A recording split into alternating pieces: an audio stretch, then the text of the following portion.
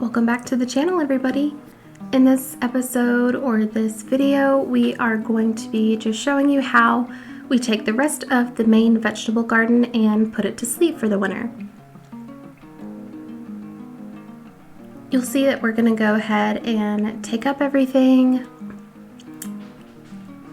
and I'm going to go through the garden and through the soil to pick out any weeds that I do not want there, like clover that vines or Bermuda grass or any remnants of any weed that I can recall that I do not want in the vegetable garden next year.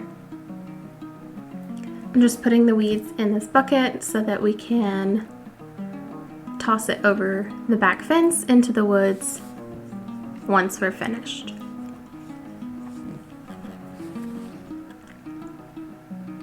Last year we created this space by placing a thick black plastic over the section of garden that we wanted to kill weeds and kill grass that was in that area.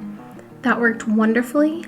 We're actually going to be doing that again this year, but before we do so, since we've already utilized this space, we're going to be amending it with our compost, which also has chicken manure in it. And then we're going to cover it in leaves that have fallen from our trees this fall.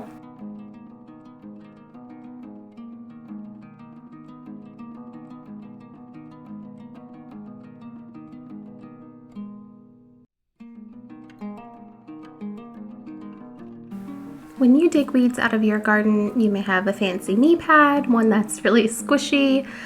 Some have wheels on them. Some allows you to sit down while you're weeding.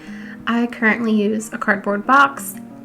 We have a lot of extra old cardboard boxes that are just flattened down in the basement. I seem to gravitate towards getting this same Lowe's cardboard box that we used while we were moving. And yeah, so that's what I use as my knee pad whenever I'm weeding the garden. The gloves that I use are leather. I don't know what type of leather they are. I got them at not a Tractor Supply, but I got them at a farm store that we have here in town, and I believe I got them at the end or beginning of last spring, possibly the spring before, and they've been great. My other leather gloves that looked very similar to this, they ended up getting holes in the very tips of the pointer fingers. I think where I dig in the ground. I dig in the ground much with my pointer fingers.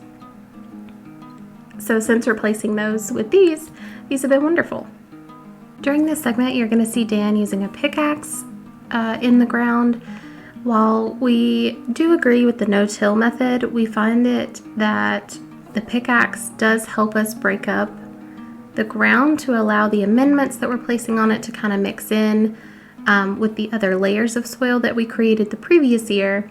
So while no-till is great, we actually do disturb the land just a bit. And not too many earthworms are harmed in the making of this. Thank goodness.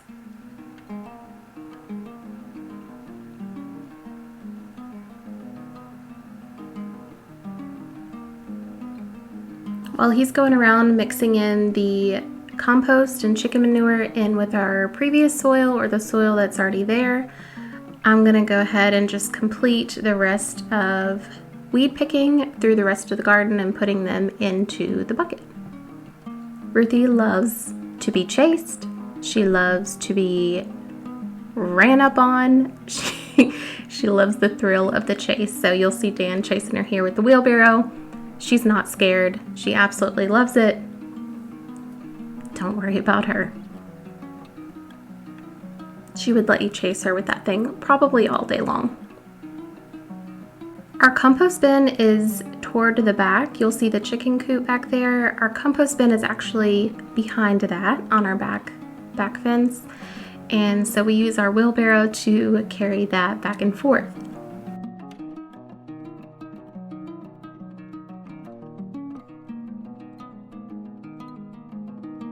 On our way to the compost bin, we're just gonna stop by, say hey to the girls.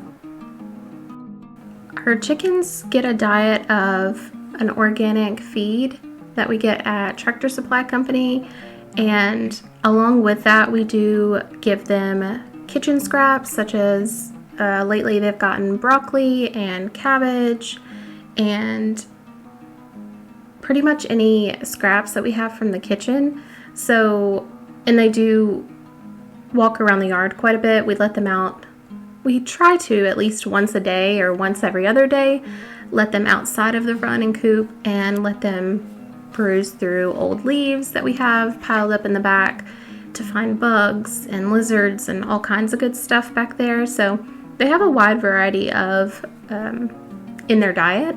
So I'm pretty confident that their manure that we're collecting does really well with our compost, and hopefully it proves to make a wonderful garden.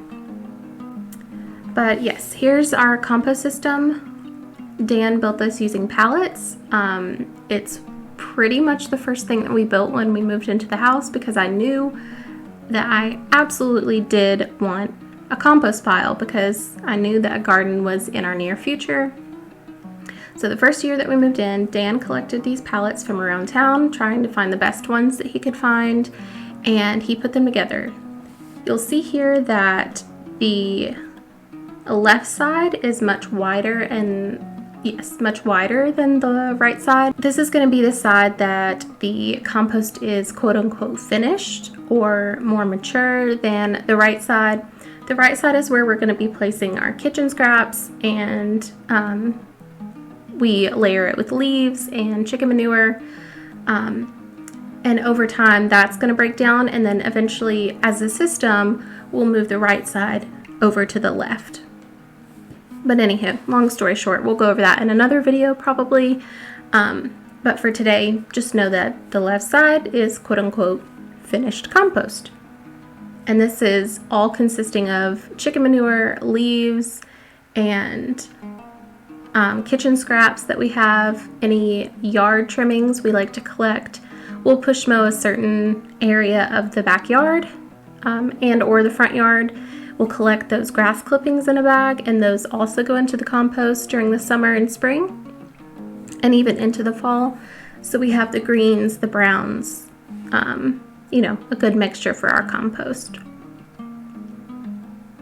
But yeah, we can do definitely do a separate video on compost. Dan mentioned the other day that he would like for me to show you guys the way that we collect the chicken manure. We're probably going to do a video on that because while it's just a system that we've had in place for a short time, it's been working really well for us so far. So I'd like to share that with you guys. And of course, if anything changes or does not do well, we can let you know along the way.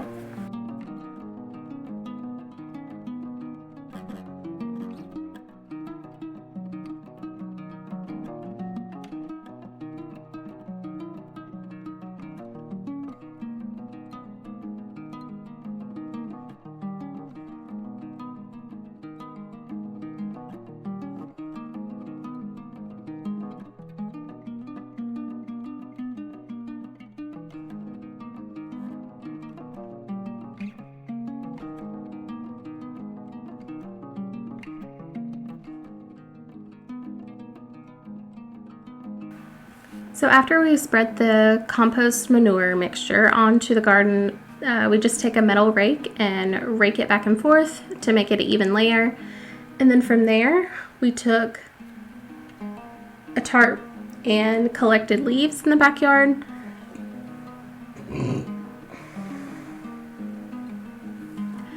We currently have a big pile of leaves in the backyard, so we took those, piled them onto a tarp, and it only took about 2 or 3 trips, and then we piled those on top of the compost, and he and I walked across them to kind of crunch them up and make them smaller so that it becomes like a mat or a layer of crushed up leaves. And that will act as a mulch to keep the moisture in and help the compost break down and not wash away into the garden.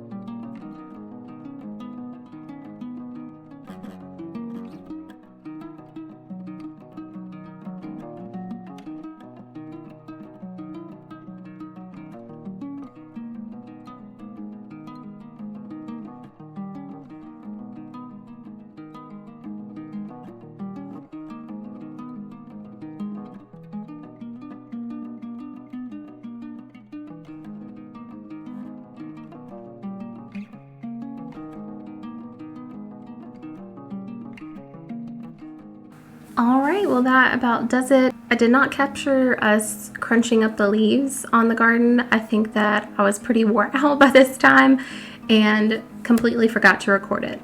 But anywho, the process was bringing the leaves, crunching them up over the top of the garden, and allowing it to be the mulch on top of the compost. So I hope you got some good information out of this. If not, at least I hope you just enjoyed turning off your brain and watching a few time-lapse videos.